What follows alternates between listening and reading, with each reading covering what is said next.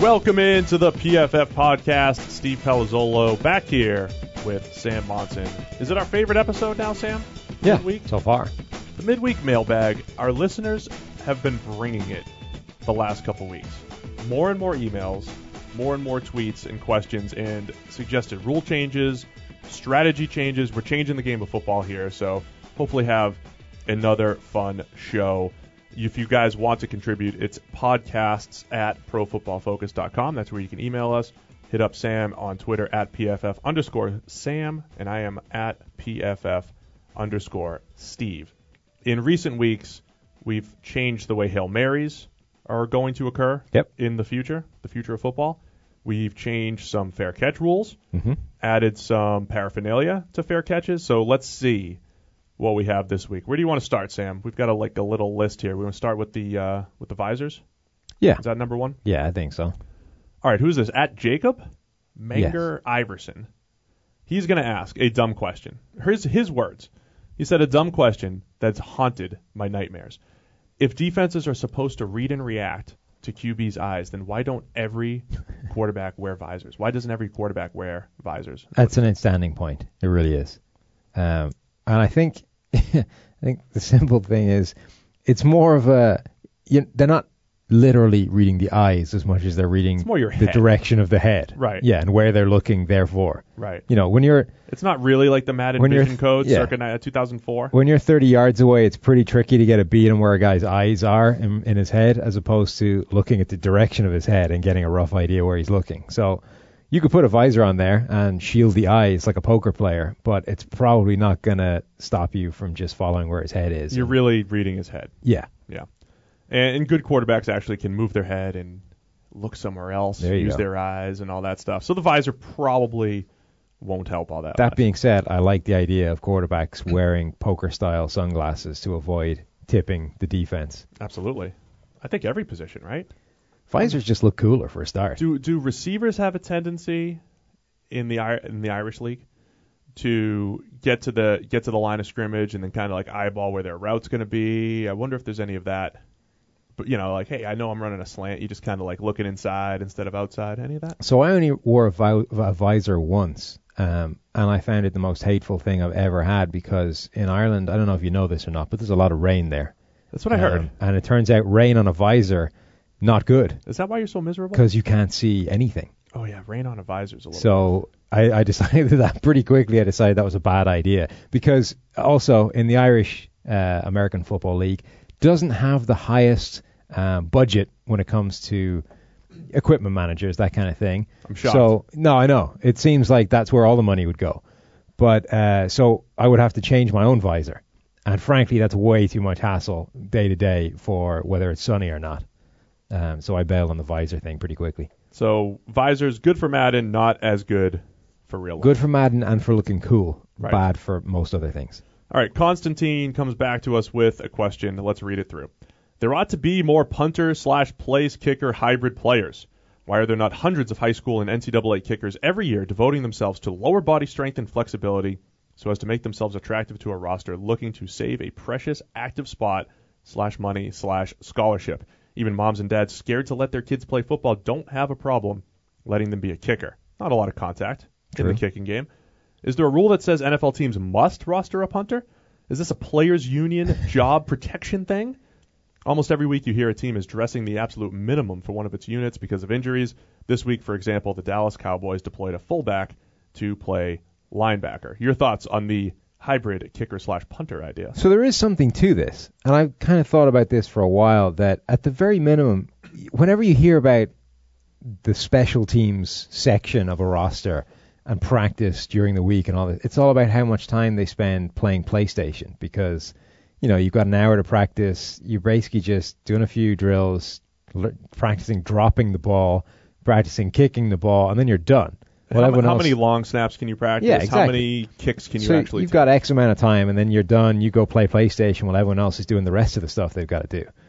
It does feel like, at the very minimum, you should be cross-training your punter and kicker so that in a pinch, if one of those guys goes down, the other one is at least vaguely capable of taking those duties without like collapse. Like when when you see a team who was the Pittsburgh Steelers kicker that got injured and they couldn't attempt an extra point. From then on they had to go for 2 every single game. But I think most teams are still cross-training punters to kick and all that stuff. Well, and they still have time to play PlayStation. But if they are, then they're not doing it enough because, like I say, the Steelers had their kicker injured and they couldn't attempt an extra point from that point on. And then Ndamukong Suh did have to attempt extra points, Wes Welker. At the very minimum, each one of those specialists should be able to do the other one's job to the point where somebody else doesn't have to, or you have to abandon that as a strategy. I would say this, as a former pitcher who had to, in a real professional baseball game, hit, I was employed to be a pitcher. Sure. And I know kicking balls is like a similar thing rather than throwing them and hitting them, you know what I'm saying? But as I was employed to be a pitcher, when you put me up to hit, it was like putting a little leaguer up there against a professional pitcher. So punting and kicking is completely different. And while it does seem like it should be this natural crossover, and you absolutely should cross-train there, I don't think it's as simple as, well, if you could punt, you should be able to kick. Maybe reasonably enough that you're better than Ndamukong Suh or Wes Welker or Chad Johnson, but it doesn't mean that you'll be good at it. But here's the difference. You already have a lot of punters who do kick because they're kickoff specialists. Ooh. So you already have a bunch of punters in today's NFL who, all right, it's not quite the same thing, but they are at least doing the kicking part of it, with the run-up and the long kickoff. From that, there can't be that much of a leap to, set 2-yard run-up. Are you so inaccurate on exactly. short field goals? Like, how hard could it be to convert that to a shorter run-up and just put the ball down between these 2 sticks? I think it's an interesting idea that maybe not with the current crop, but the part that I think is really intriguing is if you got a college player who dedicated himself to becoming capable at both. Right. Suddenly you do have this kind of jackpot player where it can save you a roster spot. I'm going to train Harry, my son. My son's 99 plus percentile in height at 2 years old. Yes, I think he's got the body of a long punter / kicker. I think he's ready. I've also seen him throw. Not really intrigued by how well he's throwing right now. So we might need to move on to kicking. We might need to start kicking things. Constantine does go on to say more teams should be going for 2 anyway, punting less often, and he's just trying to create efficiencies on an NFL roster. I'll say this too. I know that they're trying to save money on game. Do you save money on game checks by having guys inactive? I don't think you do. I'm just making that up. Well, you're going to have the same number of guys active anyway. Just keep everybody active. Why is there an inactive list? That is stupid. Have a third quarterback. You should never, because football, there are a lot of injuries in football. Yeah. There should never be a point where a couple of years ago the Falcons have to have a tight end play offensive line, or you have to think about a running back playing quarterback just in case, or you have to have a fullback play linebacker, or any of this stuff. The idea that there's a different number of active game day people to just active roster. You get a 53-man active roster and then a 45-man game day or whatever it is. That's just pointless. Why would you sit those guys down? The point that he does raise, though, that is probably legitimate is the obvious downside is if you get an in-game injury to one of your specialists, now you're completely boned because you can't kick or punt. So now you've got to have Ndamukong Suh do all of your kicking. That's a good point. You do need to have a backup ready. Well, now you need to start training wide receivers to kick and punt. Wide receivers have to do both. That's a lot of cross-training. Or defensive. Joe Webb is going to have to spend his entire life just learning how to play every position on the roster so that you can cover everything. If there's one man that can do it, I believe it to be Joe Webb. Absolutely. All right, let's get to this next question. We've got all sorts of trade scenarios, courtesy of Jason La Canfora. A few questionable words about La Canfora. How do you want to handle this one? Well, Jason says it's time to shop Jimmy G. Okay. Because there's a bunch of teams now that are 0-4, the Chargers, the Giants. And what's actually interesting about those two is they have quarterbacks aging from the same draft class. 2004, the big trade, the connection. Phillip Rivers is not done, but he's not looking great. And more to the point, the Chargers are 0-4 and everything's falling apart around him again. He does, though, have a nice wagon to ride in to and from games, so he's got that going for him. So, Eli, done, despite actually playing quite well last week. But Eli's grade has been a little bit. He's playing a little bit better. Yes, but I've already written him off, so I can't talk about that. So Eli is done. We are looking forward, the new era. So with those two teams 0-4, it's time to make a trade, and obviously Jimmy G is where you go when you're doing a trade. So here are the players that Jason suggested. Do you want to name who? Give me the name of who sent us this email. It was from Sweden. And by the way, guys, I am just so impressed with our listeners. coming from far and wide with good questions and good suggestions. What's his name here, Sam? So, I mean, anyone coming from Sweden, it's important to try and get these pronunciations right, and inevitably that's not going to happen. But still, inevitably you're going to do it and not me. Oh, yes, definitely. Yeah. And I'm going to screw it up, but at least I'm going to get closer than you would. Fair. So I went to Wikipedia and started trying to look up how you pronounce various consonants in Swedish, because it's not going to be how I would do it. So this is from Jonas Lejon, I believe, is how you pronounce that. I think that has almost to be certainly wrong, but still, I gave it a shot, and Wikipedia pointed me in that direction, so it's not me. It's Wikipedia that's wrong. It's Wikipedia that's wrong. Hey, because they let anybody edit that thing. So I'm calling him Jonas. Jonas sends in this whole question about La Canfora, the Jimmy G trade, and essentially, could you get Joey Bosa or Melvin Ingram and a run stuffer for him, for Jimmy G? So that'd be the Chargers giving up Bosa or Ingram plus a run stuffer. I don't think they have for Jimmy G. That's a good point, too. Would the presence of Landon Collins and, say, Big Snacks Harrison transform New England's defense, not just for now, but for years to come? I want to find out. That's a quote, essentially a quote. From Jason. From Jason La Canfora in his write-up, why the Patriots should trade Jimmy G. Well, the first thing I would say is, yes, I think that the presence of Landon Collins and Snacks Harrison would significantly transform the New England defense. Two good players would make their defense better, yes. But I think there is a less than zero chance of that ever happening. So, I mean, the first thing I thought of, well, Jimmy G is going to be a free agent, yeah. Right? So why are you going to trade any valuable asset for a free agent other than the fact that, yes, you can franchise him? Yeah, right? And that's why. You would earn the right to franchise him. But you're giving up valuable assets for the right to spend a lot of money on a quarterback that you always bring up. It's still a small sample size. I'm intrigued by the sample size. I think he's improved greatly since he's come into the league, and he does some really nice things. Our boy Zach Robinson thinks he has NFL starting traits and all that stuff. But there's still a risk in there. It's like a game and a half of tape that you're basing this franchise-defining decision on. But he learned behind Tom Brady. So did Brian Hoyer. So did Ryan Mallett. So did all the other quarterbacks that turns out are terrible at football. Well, Ryan Mallett only netted a 7th-round pick. Yes. I think the secret was out on Ryan Mallett before the trade discussions got that far down the road. He was not fooling anyone. But Jimmy G has at least flashed it and then just sat down and done nothing else since. So he's still got the heat is the trade heat is there. It seems to be a trend though that these guys flash something, and because they're in this New England system, everything. It's not just the New England system though. It's just flashing anything. Kirk Cousins had a nice comeback in 2012 in relief of RG3, and all of a sudden it's like, oh, he's getting a first round pick.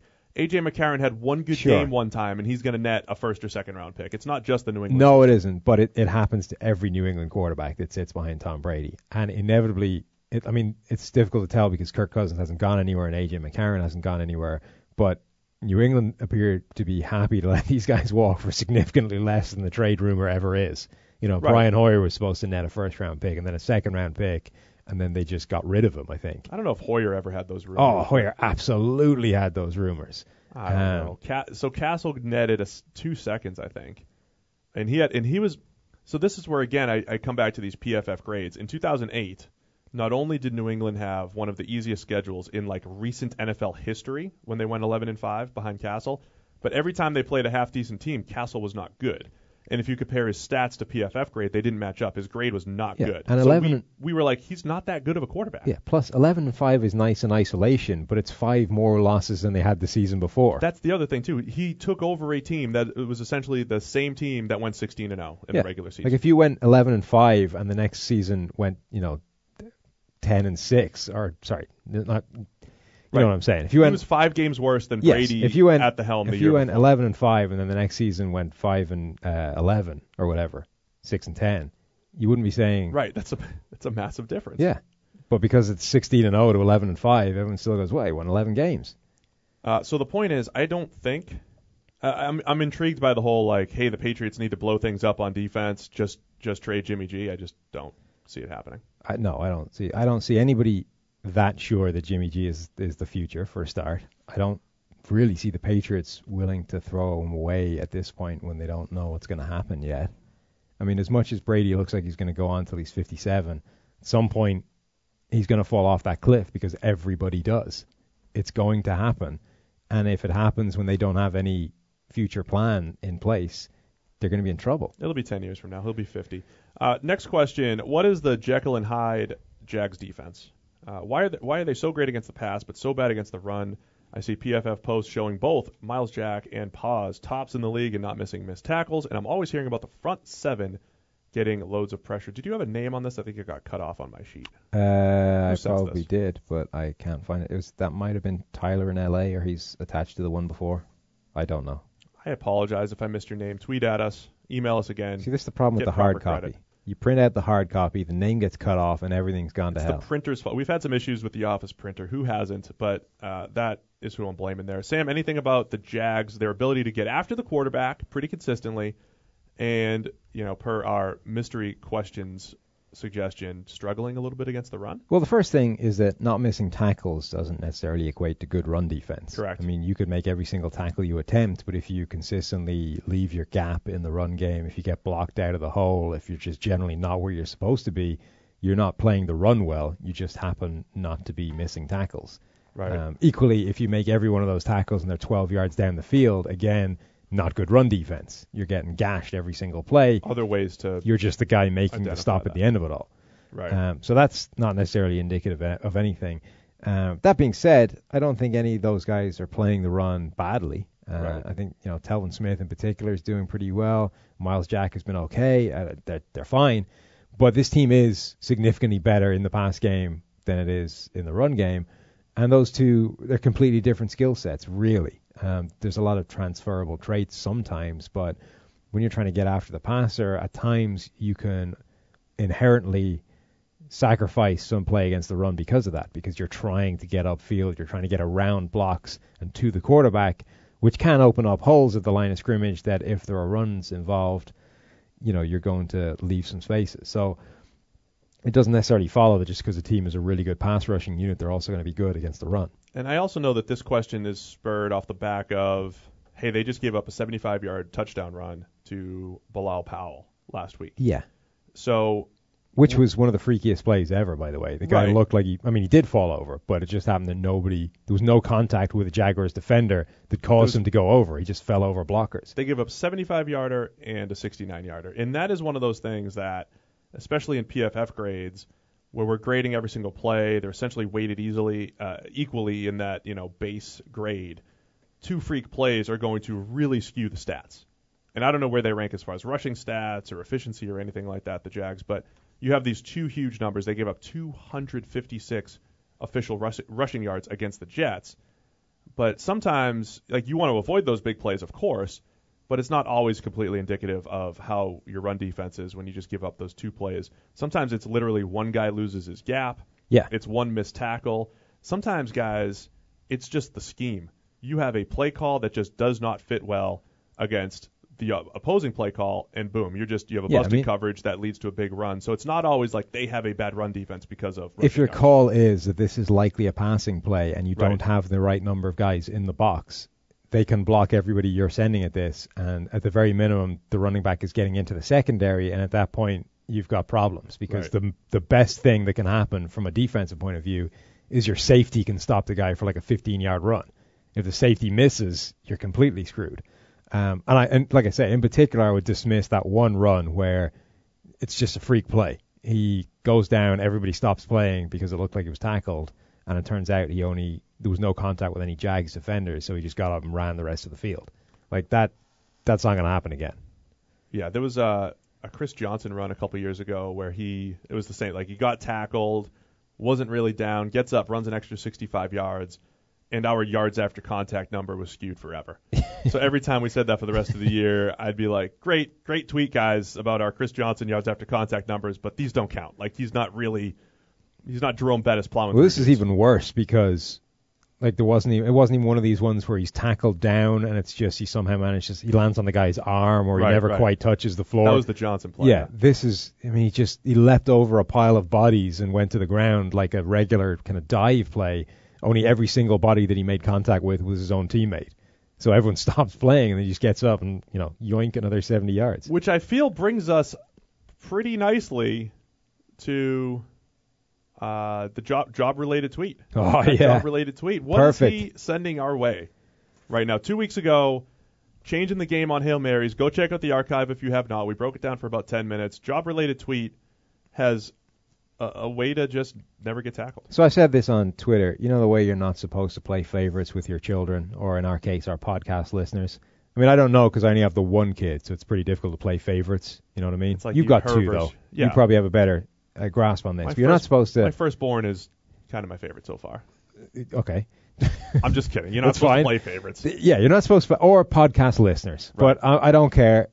The job-related tweet is my favorite podcast listener because this man, not only is he changing football one play at a time, but he is doing it via the magic of MS Paint and sort of four-windowed storyboard plays. That's what really connects to Twitter. Me. Absolutely. When you're MS Painting like that, it's not about Photoshop and all this advanced stuff. And Taylor said it before, but I think this is absolutely what we should do. We should be printing these out and using them to decorate our podcast nook, or closet, as you'd called it before, which I think is a good way of describing this place, actually. We're in a closet. But we should be decorating our walls with job-related tweets, plays. We do have a Des Bryant PD, pass defense, what do we call that, a ticker, a tracker on the wall at the moment, which is a pink Post-it note. He's at 4. He is at 4, but he was at 4 on Monday as well, so that's not changed. Not much has changed between Monday and Wednesday here. Anywho, job-related tweet. He's fixed the Hail Mary, and now he has a way to prevent you ever being tackled. And it does relate to what we've just been talking about. Essentially, his point is that getting tackled, it sucks. It's not good. It happens almost every play. Bad for the football team. It really is. And he's called this the magic carpet, which I think is a nice touch. But effectively, the deal is that this guy is able to ride a magic carpet of his own players who just lie on the floor and roll towards the opposing end zone. And because as long as this guy's on the top of that giant rolling thing, nobody can ever tackle him because he's never going to hit the ground. So he can just get on top of this magic carpet, roll his way to the end zone, and he's put in a little note as well that says, "Note, players rolling on the ground get defenseless player designation," which I'm not entirely sure is true. Yeah, look, I love the creativity and the heart that he's I think this here. has more flaws than the Hail Mary play. It's exactly what I was going to say. I mean, I'm looking at the Hail Mary play from a couple weeks ago. And it is perfect. Yeah, at first I'm just like, okay, what's going on here? And then you just break it down and you're like, this is well thought out. It has few flaws, if any. The Hail Mary play is perfect. It should be installed in NFL defenses yesterday, and it should be the staple of all Hail Mary plays. This, I think, has issues. Well, let's break them down. What about tacklers coming from the side? I mean, you can kind of jump over these rolling players, yes? So you're envisaging a situation where a guy sprints in from the side and essentially launches himself so hard that he's able to clear the ball carrier from the human carpet pile. Correct. Okay. I'm thinking a more simple problem, which is the NFL will also blow up play dead if your forward momentum is stopped, which I think would happen quite quickly if 7 people jumped on a pile of human rolling carpets. But they're defenseless. But as long as you jump on the ball carrier, just the sheer weight of bodies is going to prevent that carpet from rolling very far. So you can't touch the defenseless players. You're going to jump up and land on the ball carrier who's not defenseless. At which point the 7,000 pounds of human mass is going to prevent this human rolling carpet from getting any forward progress, at which point the play is blown dead. He's laying on this human carpet? Or standing, or he's on top of it anyway, whatever. But you have cleats on. Well, that's another problem with the system. This is don't blame me. I'm just relaying what the man put. He's your favorite listener. He is. I'm not saying his ideas are perfect. I'm just saying this. Look, the guy is on, whether he's standing, sitting, kneeling, lying. He's on top of this human carpet. I'm saying this grinds to a halt the second 5 people jump on top of him. I think that's fair. We've acknowledged that there are some holes in the flying carpet. It doesn't mean I don't want to see it attempted. I think, look, if it's a week-to-week strategy, as soon as you put it on tape, I feel like they're going to find ways to stop it. It's when do you unleash this thing? Because I don't know you even need to see this on tape to be able to find its weak point. You might catch somebody off guard. Well, you'd certainly catch them off guard. I just don't know that it would do any good. I mean, the other problem is, how do you get, it's difficult enough to orchestrate 5 offensive linemen cut blocking after the snap. Can you imagine orchestrating them forming a perfect human carpet for the running back to then somehow get on top of whilst the entire defense is bearing down in front of him? Yeah, I need to see the execution on that. Yeah, I look, he hit a home run with the Hail Mary thing. I think he's taken a step backwards with the human magic carpet. The drawing is outstanding, though. You've got the genie from Aladdin. You do. In box 4, I believe it is. Yes. Is that right? Bringing it home. Robin Williams, the voice of the genie in Aladdin.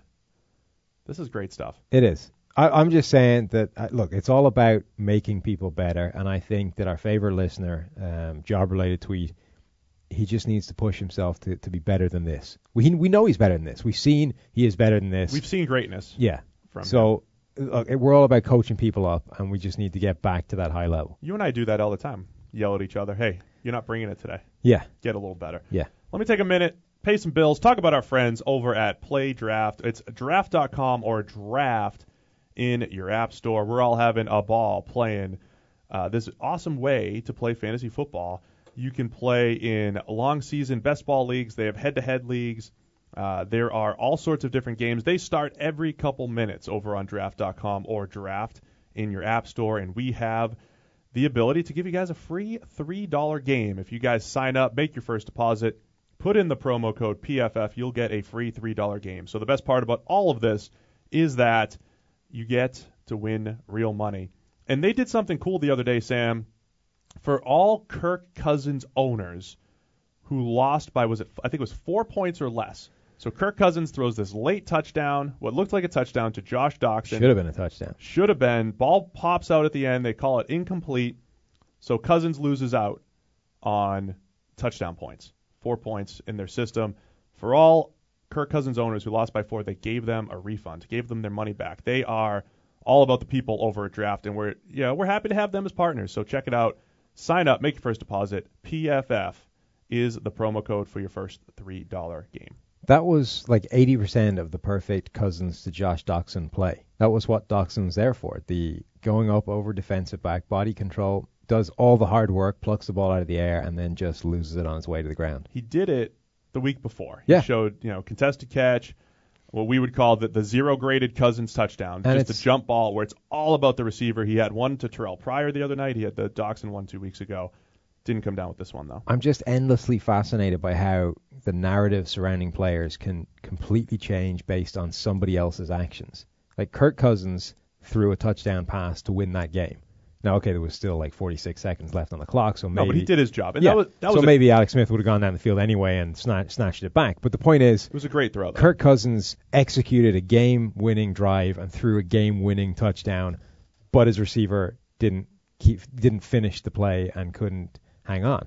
And you come out of that game going, man, Alex Smith was, a force. He was the guy that came down the field, executed that, roll to the right, ball over the top was to Albert Wilson, and suddenly the Chiefs win. And the narrative is now Alex Smith, not Kirk Cousins. Whereas really, they both executed their game-winning drives, but only one guy gets the credit for it because the receiver didn't hang on. Hey, we gave him proper credit. It was Cousins' top-graded game of the season. I did talk to someone, though, who pointed out to me he may have had an easier touchdown to Jordan Reed up the seam, but it doesn't take away from the fact that he made an outstanding throw. That was a good throw. I'm all about taking away credit when he throws a jump ball where his receiver does all the work, but giving the credit back when he throws this great throw up and away from coverage that should have been the game-winning touchdown. Also want to take a second to tell you guys about our friends over at PredictionMachine.com. This episode is brought to you by PredictionMachine.com. Prediction Machine is a new generation in sports analytics where they simulate the game 50,000 times before they are actually played. Make better picks with proven data-driven analysis. Subscribe at PredictionMachine.com today and earn a $5 credit that can be used towards the purchase of any package. All right, Sam, what else do we have to close up shop with here? We got another question that is another attempt to revolutionize the game that, again, I think has flaws to it. Bill Compton has come up with the idea to eliminate or at least mitigate poor offensive line play throughout the NFL. I'm all ears for anything that's going to do that. Big problem. So It's something that needs to be thought about, needs to be addressed. Agreed. I don't think this is what's going to do it. His idea is that you get a long snapper to play center, and you snap the ball long snapper style to a big-armed quarterback as your default offense. Therefore, the pass rush has a really long way to go to get to the quarterback, and every pass suddenly becomes a 45-yard bomb. But the offensive line has much greater distance with which they can screw up and the quarterback still avoid getting killed. What do you think about that one, Steve? It kind of works in Madden, and I think that's where the yeah, you just run backwards. Idea. It drove me nuts. It drove me nuts for years because in Madden you could just vacate the pocket and just throw this bullet 50 yards on a rope. I don't know if they've fixed it recently, and I have less time for video games these days. But that used to drive me nuts in Madden because it worked. Yeah. Because it would not work in the NFL. No. Those are long throws. Yes. And well, not just. I think that's the least of the problem, to be honest. That huge arm quarterback. At least he put that in. Like he acknowledges that they're long throws. I think that's the smallest problem in this whole system. I think it's underestimating how fast a defensive pass rusher can cover distance. These guys run the 40 in 4.6 seconds. So at the moment, if you're averaging, more than 2.5 seconds, you're kind of in trouble. Even if you bank that up another 10 yards, you're only adding another 0.8 seconds or something. That the pass rush has got to get to you in. It's not really going to have the effect. So then, what would you put out there for offensive linemen? Offensive linemen. But you wouldn't pay them anything. Well, if you're deploying the Seahawks offensive line, how would you run the ball? If you're deploying the Seahawks offensive line, I don't see the point in paying any of those guys more than the veteran minimum because none of them are playing better than the veteran minimum. But they don't have to block anybody anymore because we have a long snapper. Yeah, but that's only how far do you think a long snapper is snapping the ball? Like, the difference between a shotgun snap and a long snap is not the difference between no pass rush and pass rush. It would take completely different offensive line technique because, again, we bang the drum over here all the time about, look, when the offensive lineman is blocking for a 9-yard pocket, 7-step drop. Well, that's your other problem. He can't block for an 11-yard pocket if the quarterback drifts back. So now you're teaching guys to block completely differently. They have to block at completely different angles. Yeah, now he's got to block like 15 yards deep, which means he's got to actually run with the edge rusher all the way down there. And that's not going to happen either. But we've already acknowledged it's the distance back from the line that's protecting the quarterback, not the offensive line. So you don't spend any money on the offensive line. You overpay all your skill position players. And then I think that the way you build this is you still have a running back at running back depth. Okay, right. And then you have the quarterback back at punter depth or whatever it is, and then you just run a bunch of direct snaps to the running back every now and again, and that's your run game. Okay. Because you need some sort of run threat in this thing. You can't just go to punter depth and be like, "Hey guys, we're passing," right? Yeah. Well, that's the only way it's going to work. I'm not going to lie. I don't think this works at all. I think the whole system is flawed from the outset, and it's not a winner. It's flawed, but I'm trying to skew positive here. I'm trying to make chicken soup. What are we trying to make?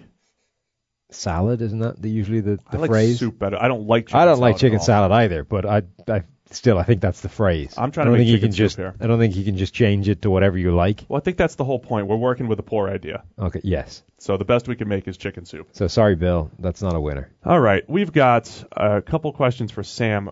I don't know why this your is mom a different keeps person. emailing in. This is an entirely separate person to the last person that just wanted to hear from my dulcet tones. This is somebody else that wants to hear what the people want. If there are any Steve fans out there, please send some emails. There aren't. Directed toward me. Don't be afraid to stroke the ego on the way in. One person on Twitter, and I'm pretty sure that person was fake. Who? The one person that said, Steve's dulcet tones are nice as well. We all know that wasn't a real person. That was a bot from China. It was probably a friend. These questions are for Sam because Sam gives the people what they want, and the people want Sam Monson. Exactly. This is ridiculous. Explain to the public what the Bills are doing to be so successful in a season where they traded away some of their best players and seem to be DOA. Also, how underrated is Tyrod? So we kind of covered most of this Tyrod love. On the review podcast earlier in the week, how that defensive scheme is making a lot of players look better than they are. The way Carolina were able to do the past few seasons. They're getting extremely good play out of Tre'Davious White, their number one pick at cornerback. Obviously, Tyrod is a superhero. We've covered that as well. So I think we can skip past that one and go on to number 2 in this, which is a nice question. I like this one. If you had to pick one NFL offensive lineman to complete the infamous Varsity Blues oop-de-oop play, which Arkansas ran as well successfully, they did. Who would you nominate? Now, for anyone that hasn't seen this or doesn't know what we're talking about, essentially they run this ridiculous formation when they split out a big group of receivers in one direction, and then when Arkansas ran it, they had a guard line up where the quarterback is, essentially fake a toss to the quarterback who was lined up behind all the receivers on the right-hand side, and then lob a pass back to another guy that had leaked out on the left-hand side of the formation. So in theory, essentially what he's asking is, what offensive lineman would you most like to see complete a trick pass in the NFL? The guy who already did it, Sebastian Trottola. I mean, that's a good one. He did it for Arkansas. I have a better one. All right. I have another guy too, but go ahead. Oh, who's your other guy then? I was going to say Ali Villanueva. I like it. I like his size, athleticism. You can see over the line. His big, strapping, quarterbacky looking guy. Big, strapping, quarterbacky looking guy. Plus, he's played a lot of other positions already. Right. He was a wide receiver at Army in their option system. He's my hero. We're thinking along the same lines in certain ways. Who do you have? I've gone for comedy value. Let's face it. If you want to see a lineman complete a pass, it's going to be the most comic-looking lineman you can think of, right? Trent Brown is 6'8" and 360 pounds, and I want to see that man throw the football to somebody. You want to see him throw the football? I'm in, man. I'll take Trent Brown throwing the ball. I want to see Trent Brown complete a pass to Dontari Poe for the single largest poundage of complete pass in NFL history. Dontari's a pretty good athlete. I mean, Dontari looks good throwing jump passes and everything. Absolutely. He does. Speaking of linemen, by the way, I screwed up not teasing this earlier in the podcast. We have former NFL offensive lineman Will Montgomery, former center. He did grade pretty well through the years in the PFF system. I think that's why he joined us. Well, he's going to grade a lot better over the coming years when he goes back and consistently tries to improve his grade. He has actually in chats said, guys, you screwed me for this penalty in 2012. Take it away. Yeah. Like if he has access to our database, I don't think he does, right? Not yet. No. I think he's trying to get access to the database just to go change his grades, but he's a new analyst for PFF, and we're gonna give him a run, give him a little. We threw him to Mike Renner. Yeah, that was our first mistake. We let Mike try to extract some great offensive line knowledge out of him. So we're gonna get to that in a few minutes. I meant to tease it a little bit earlier, but offensive line. We're looking for athletes here to throw footballs for humor's sake. We should have asked Will this. We should have asked Will. Maybe next week we'll be able to get that out of him. I haven't heard them yet, so I haven't heard what they're talking about, what it is. So this is going to be a surprise for me. I can't wait to hear it. Will has been hilarious in chats, in our Skype chats that we have running to kind of get everything operating and everyone on the same page despite in different locations. Will has been hysterical in those, so I'm kind of hoping that the man is... It's got some humor on the air as well, but we'll see. No pressure, Will. We'll see. You're under the gun here. We got is there one more question? Where's the screen question? Yeah, I didn't actually print that out. I seem to have forgotten it. But it was essentially a death to the bubble screen question. Yeah, somebody asked. Statement. Somebody asked, is the bubble screen essentially still a thing, or has it been overcome? Is it dying a death in today's NFL? And we kind of pulled up some numbers. The first thing, we kind of had this discussion about whether we pull out actual bubble screens or whether people are using bubble screens as just an umbrella term for any wide receiver screen. Because there is a difference between a bubble, a tunnel, and just your straight screen. So a bubble screen is a specific type of wide receiver screen where you essentially form a bubble around the guy that gets the ball with your other receivers and try and spring the guy down the field that way. Tunnel screen is the same. And in general, the receivers moving away from the quarterback. Tunnel screen is the same kind of deal, except you're trying to create this tunnel the other way, inside, between the outside receivers blocking and the inside guys coming from the line of scrimmage. You're trying to create that alleyway for that guy to run. So there's a few different types of receiver screen. A lot of them tend to get just thrown together, and people call them bubble screens.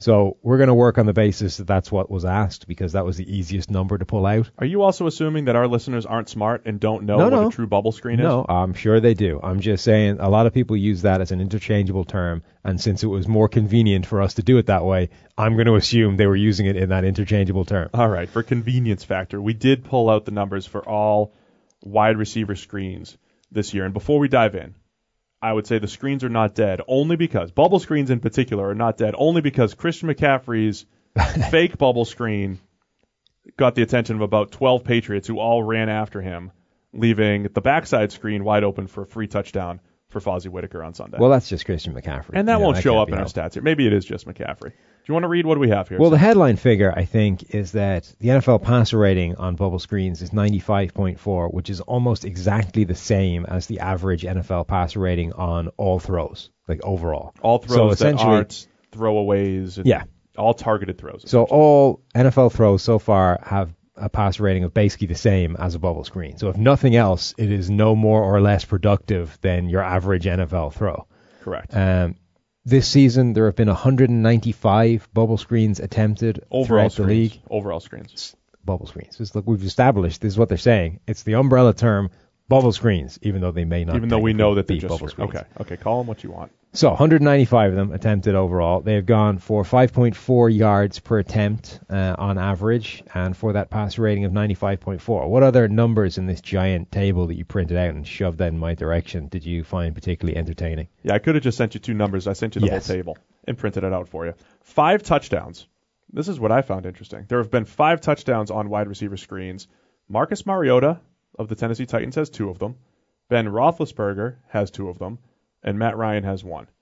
So, and Matt Ryan has a 151.5 passer rating on wide receiver screens, and Mariota, with those 2 touchdowns on 6 attempts, a perfect 158.3 passer rating on these wide receiver screens. There are some kind of fun numbers in here, if just for, what small sample sizes can do to silly statistics. Deshaun Kaiser, bottom of the league in terms of average per bubble screen. 0.3 yards per screen he's attempted this season. Granted, there's only 4 attempts. Why is he 4 for 4 for 1 yard? That's bad. Well, he's not. He's 1 of 4 for 21 yards. 4 for 4. No, he's dropbacks 4, completions. Oh, completions. Yeah, 1 yard. Yeah, attempts. 4. Yeah, that's impressive. Yeah, well, let me teach you how to read a table real quick. Look, if you're going to throw this many numbers at me, you can't expect me to read them all correctly. Most yards on wide receiver screens in the NFL this year. Kirk Cousins, 143. I think 70 of them came from Chris Thompson, maybe on 1 pass. That'll help. Certainly does help. Yeah, Cousins, 143 yards. Mariota's number 2. Mariota's the highest average, though. He does. 16.3 yards. 16.3 yards. I would use more of those if that holds up. They won't, because it's only 6 attempts, but still. Yeah, it probably won't hold up. And let's see, who's attempted the most wide receiver screens? It is Carson Palmer. He's 13 for 14 for only 50 yards. Which is interesting, given that is the deep down the field, high octane passing attack. So the team that goes deep down the field the most is also a team that has now, through 4 games, attempts the most bubble screens. So there you go. We just unlocked the entire database of screens, wide receiver screens. If you guys want other boring data information from us, just request it, and we will read it off to you on the air. One guy requested, Mike Renner to just list things on the radio? Yeah, Mike Renner's, what were we doing? His rankings of something or other, and Renner would just read 1 to 32, the order in which the teams were ranked. That's just bad podcasting. It really was, and that's why we're not doing that anymore. Raise your hand if you guys stopped listening last year. Apparently that had a fan. Raise your hand if you're not going to listen to the next episode because I just read wide receiver screen numbers to you. Oh, look, they should just be thankful that you're not reading the entirety of this table. It's a great table, and maybe I'll screenshot it, put it on Twitter, and you guys can play around. Well, also, you should screenshot exactly the formatting of this table, which takes up like a third of the A4 piece of paper you sent to me.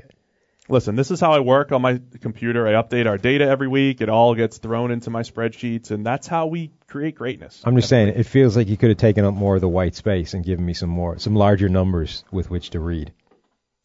I don't know. It's really why. You got to work on your formatting. Just the way the printer works. I think we've run our course here. Let's listen to Mike Renner and Will Montgomery talk about some stuff, and I hope you like it, and we'll do it again.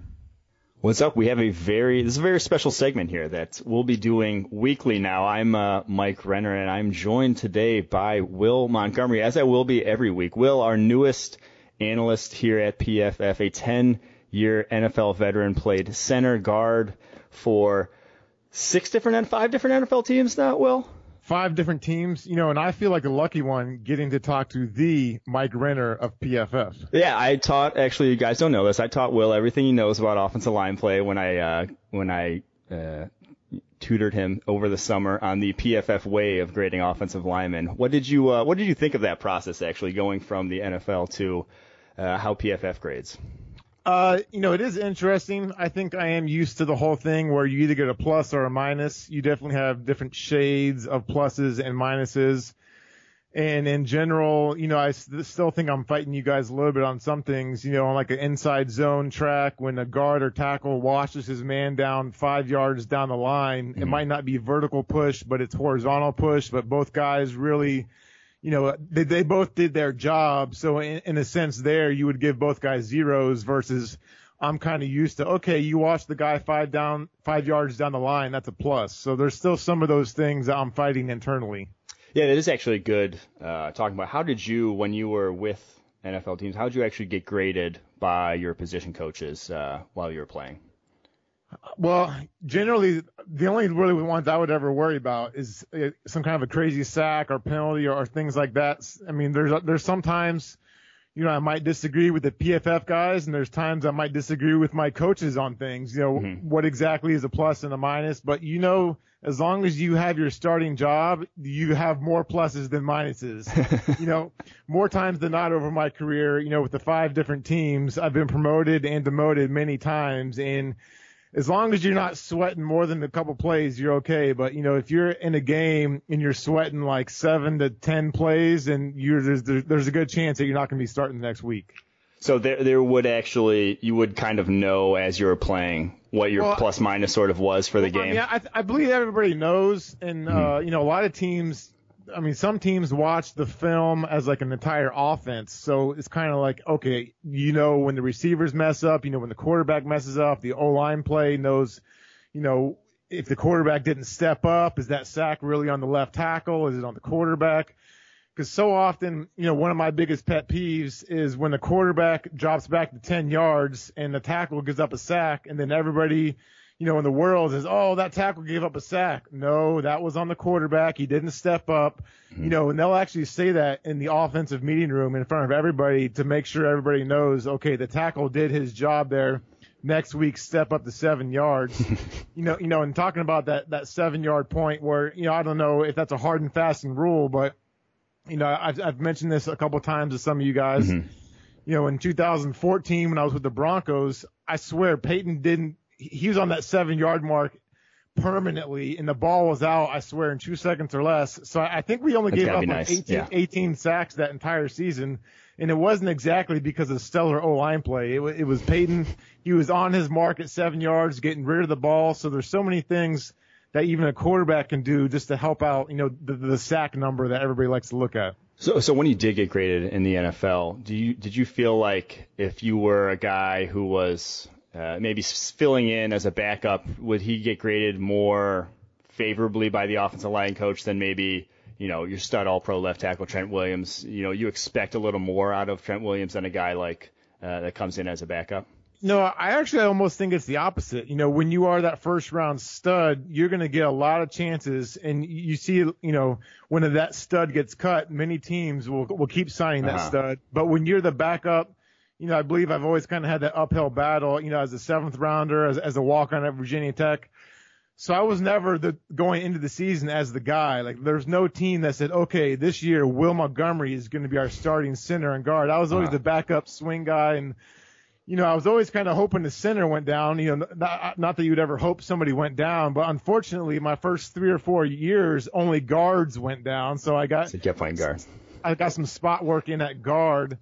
And then finally, I don't know if you remember Casey Raubach, with the Redskins, a few years back, but he got banged up. I filled in at center, and, and then I kind of the Shanahan era took over there, and they were like, well, that was also the year when they kind of got hit with the cap penalty and some other things. So like, let's just keep Montgomery in there for a year and see what happens. And, then I was able to keep that job for 4 or 5 years, and then, obviously had some injuries and went to some other teams. But when you're not the guy, you almost have to play better than if you are the guy, because you have a short leash if you're just kind of that rotating lineman. That's a very good point. Let's dive a little bit deeper into your background. We mentioned a handful of teams that you played for in the NFL, but looking up your bio, I saw that you were actually an all-state defensive lineman in high school. Is that correct? Back in Virginia? Right. In high school, I played both ways. It's like, I don't even know how many snaps that is, probably over 100 snaps a game on offense and defense. And since the head coach was the defensive line coach, I went to all the defensive line meetings. So offensive line was kind of an afterthought at that point. I would just kind of go to a handful of, O-line drills and individual work. But I did have the luxury of having former Hogs, tight end Donnie Warren, and he's currently a scout for the Carolina Panthers right now, but he was my O-line coach in high school. Oh, wow. So that was good to have him. And also Jeff Ulenek, you'll remember him from the movie, Ace Ventura, Pet Detective. He was one of the guys in the urinal. So I had 2 former NFL, O-linemen and tight end as on the coaching staff my senior year. So that was, I think an added plus, and going to Virginia Tech, as a walk-on my first week on campus, I said, okay, I want to try to make this team as a defensive lineman. They're like, okay, well, whatever you want. So after 3 days, they moved me to O-line. But fortunately, after that first season, I was able to earn a scholarship and then go on to become a 3-year starter there at Tech. So it wasn't, I was going to ask that, it was like, how did you decide to play O-line? It sounds like it wasn't actually a decision for you. It was kind of, hey, you're playing O-line or you're not playing at all. Well, in college, I don't know if they were just, nice to me or didn't want to hurt my feelings. Like, well, our depth is a little thin on the O-line, so we think that you'd be able to help us quicker at O-line. They didn't just say, hey, you're too slow and fat to play D-line. We need our quicker guys over there. So they kind of let me down easily and said how I could get on the field a lot quicker if I went and played O-line. So you play offensive line there, and obviously you had probably not playing offensive line as much, like you said, in high school. You had a long way to develop. How much do you think, like, you developed over the course of your college career? Because people talk about, colleges now don't do a good job of developing offensive line play. Do you think you developed a lot then, or do you think you developed more in your NFL career, or where along the line did you think you had the biggest jump in terms of improvement? I think kind of going towards my 3rd or 4th year in the NFL is when I really started to hone my technique. I think in college, I was just bigger, stronger, and faster than everybody. So I could win with poor footwork and poor hands and wide hands, because who's going to bull rush me? I was the strongest guy in the weight room, and I would just snatch you outside of your shoulder pads, and it didn't matter what move you actually did. But I realized once I got to the pros, my rookie year in Carolina, when there was Chris Jenkins, Make Kamiotu, there's Julius Peppers and all these freaks just literally running down my face. I'm like, okay, I don't think wide hands are going to work anymore. They're a lot bigger and stronger and faster than I am. Like I said, that first year I had a handful of starts for, the injured left guard, Pro Bowler Mike Wall.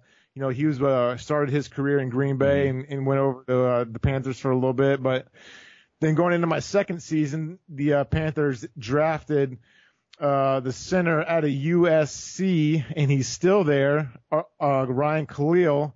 So that was my exit over there to the Jets, and they obviously had Mangold. And then after a year or so with the Jets, and I finally, went to the Redskins, and I said, okay, pretty soon I'm going to be out of this league if I don't figure out technique and then figure out inside hand placement and proper footwork. You see a lot of college O-linemen. I've also noticed as I'm grading a lot of college work, there's a lot of poor footwork, a lot of poor hand placement. And that's on the players, that's on the coaches. But I think a lot of times those coaches just don't have the time to fix everything. There's only so many hours in college preparation to actually coach and teach up these guys, because they just want to get the game plan out there, and then 2 or 3 years later, they're recycling and there's new players they have to get ready. So they just want to make sure you're going in the right direction. Sometimes you'll have the technique, sometimes you won't. That is actually, that was a point I wanted to talk about, is O-line play is generally accepted to be down across the NFL at the moment. Would you agree with that assessment that it's been trending downwards in terms of overall performance? I don't know. I don't know if I want to agree with that or not. I know that every year, teams like to latch on to the best O-lines, whether it's Oakland last year or, in previous years, pick your team on, obviously the Cowboys have been mentioning that. Just because a team gives up like 8 sacks, the O-line's down that week. Well, let's take a look at those 8 sacks. Were 4 of them on the quarterback and 2 of them were on the back and 1 of them was on the tight end. So there's really only 1 or 2 actually on the O-line.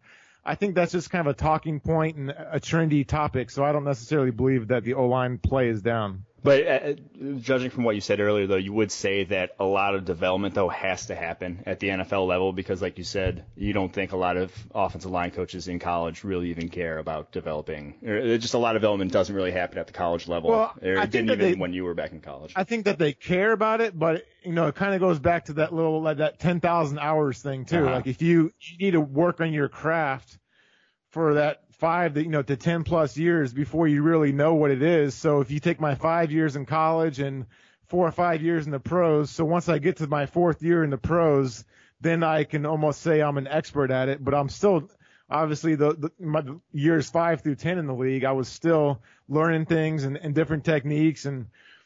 That one little rope technique that you'll see the backside linemen do on zone when they're beat up field and they just kind of club the guy in the back. I didn't learn that little maneuver until my 9th or 10th year in the league. So there are still things that you can learn. But once you get to your 4th or 5th year in the NFL, at least for myself, I felt like I really knew the technique well. So that actually brings up a good point. I was going back through how I first got introduced to you, which was you sent me a direct message almost a year ago to the day, October 11th of last year. A week from now, you sent me a message after I posted a video of Brandon Scherf having a dominant block against Brandon Williams, and you sent me a message with a video of yourself executing the exact same block, saying, Bill Callahan taught me that when I was with the Jets, and it was almost, just looking at the video, they were almost identical in terms of you just hip tossed the guy over your shoulder, and it was crazy that you remember that play, but you were talking about how. Techniques. When did you said you learned that technique with Bill Callahan? Was he one of the more influential offensive line coaches? Because he has a pretty good reputation around the NFL. Right. Did you learn a lot from him in terms of technique? Right. Definitely Bill Callahan was a great one that I had. I had Coach Joe Bugle with the Redskins as well. He's a Hall of Fame coach and was with the Skins in their Super Bowl era. I like Chris Furster a lot as well. He was the last O-line coach I had with the Redskins. And that specific technique you were talking about, the old hip toss, it's when you're the front side guard on the power play, you normally just kind of go hip to hip with your tackle and do a vertical deuce block, we call it, combo block, however you want to say it. The Bill Callahan method is you almost simulate like you're on the backside of the zone. You kind of simulate like, okay, now that 3 technique on the outside shoulder of the guard now wants to run down the line because he thinks he's on the backside of the zone. So you take almost one head and shoulders fake inside.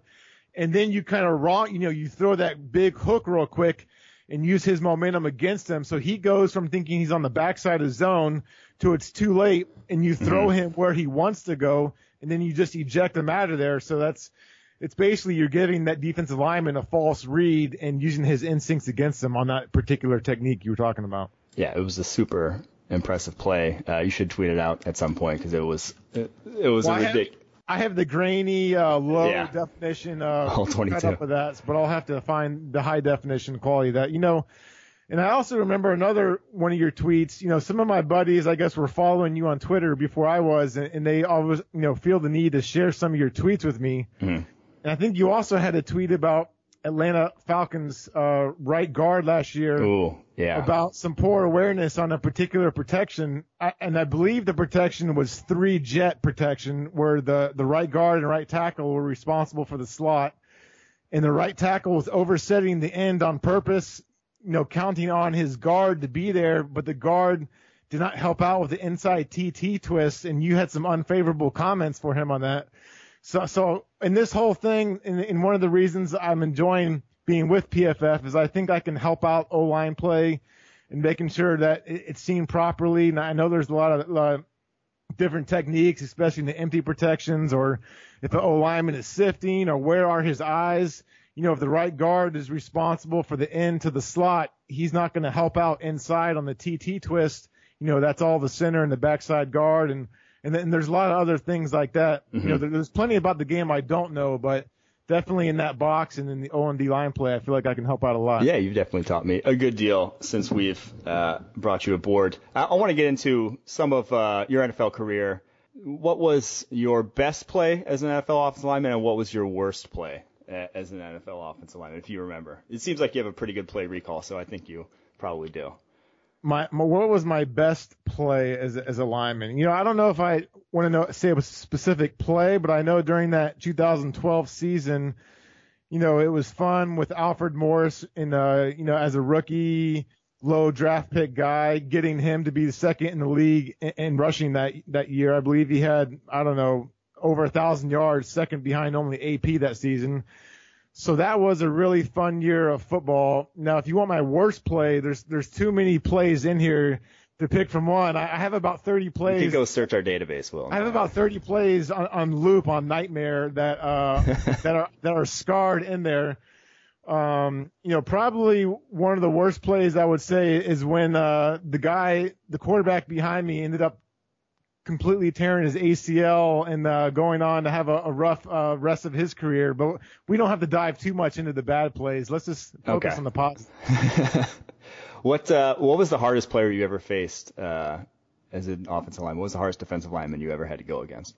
Well, that's a good question, and I'm going to answer that again probably with multiples. Aaron Donald, Sue, Chris Jenkins earlier in my career. I played with Chris Jenkins with the Panthers and the Jets.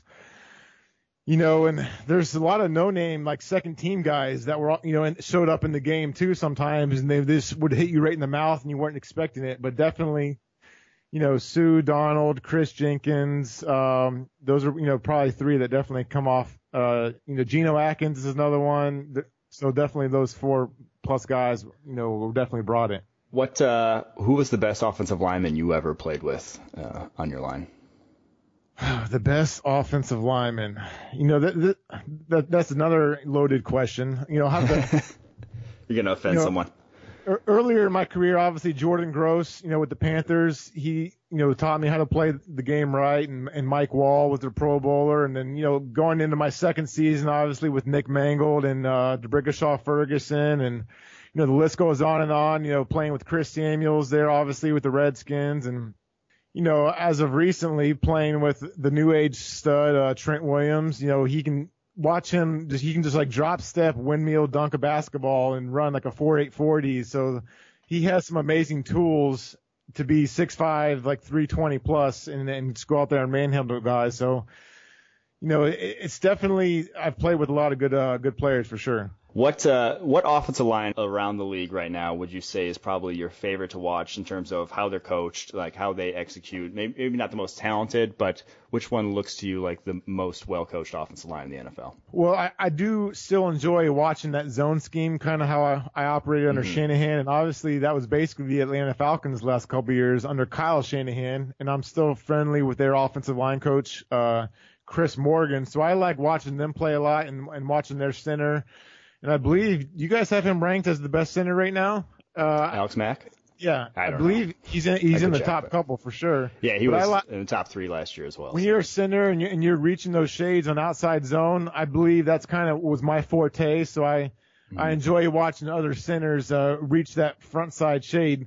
And before I came on and started working with Pro Football Focus, there were some terms and some stipulations, and I made sure they went back and eliminated some of my BS penalties over the year. I believe there was one in 2013 against the Green Bay Packers when I had a illegal block on Raji, and I later went back and appealed it and got my $12,000 back. And but I was asking some of these guys here, I'm like, did PFF know that I won that appeal? I'm pretty sure that was a negative 1.5 in the system that I'm gonna need to get back. and there was a handful of other ones that I also argued about, but I think that, somebody went back and said that they did correct that one that I won my appeal on. So thanks. Your grades are pretty good though. Going back and looking, they were good before you even went aboard. So if you can get them even higher, I applaud you for that. Well, that's it for this week though. We'll dive into some more specific O-line topics on a weekly basis. But thanks for the time, Will. All right, enjoyed it. So that was Will and Mike talking about some stuff. Because in full disclosure, I did not hear about what they were going to talk about ahead of time. So that'll do it for us today. It's our favorite episode. It's our mailbag. It is all fueled by you, our listeners, who are all going to leave by next week because we suck at this. This was a very mediocre episode. But thanks for tuning in anyway. If you guys do want to actually tweet us or send us emails, the email address, podcasts, plural, at profootballfocus.com. Sam is at PFF_Sam. I am at PFF_Steve. We have one more episode this week. It is the Week 5 preview episode, so be sure to stay tuned for that. Hit that subscribe button if you guys have not already. And if you guys want what we've been talking about, PFF Edge or Elite, all these fun stats and numbers, the best offers for PFF Edge, our cheaper product, it's profootballfocus.com/PFF-offers. And if you want PFF Elite, it's over on profootballfocus.com, and you have a chance to get it for free because we're giving away one every single week. Leave us a 5-star review, leave a Twitter handle or an email address on iTunes, and we will give one away to one of our 5-star reviewers. What you got, Sam? And officially live this week is game-by-game player grades to PFF Elite subscribers. So that's Elite only. Yes. Right? And if you want to up yourself from Edge to Elite, the Elite Up, Elite Up is the promo code. So you've already paid for Edge. You want to move up to Elite. You don't have to double pay. Yeah, it's not going to cost you any more money. You can you make up the difference and you get in to PFF Elite. So use the promo code Elite Up. That gets you from Edge to Elite. So we're adding game grades to Elite. And then on the draft side, we have new draft content, which will be for only Edge subscribers, Edge or Elite subscribers. You'll be able to access all of that. So a lot of new things happening at PFF, and we want you guys to be a part of it. Thanks again to everybody for listening, and we will chat again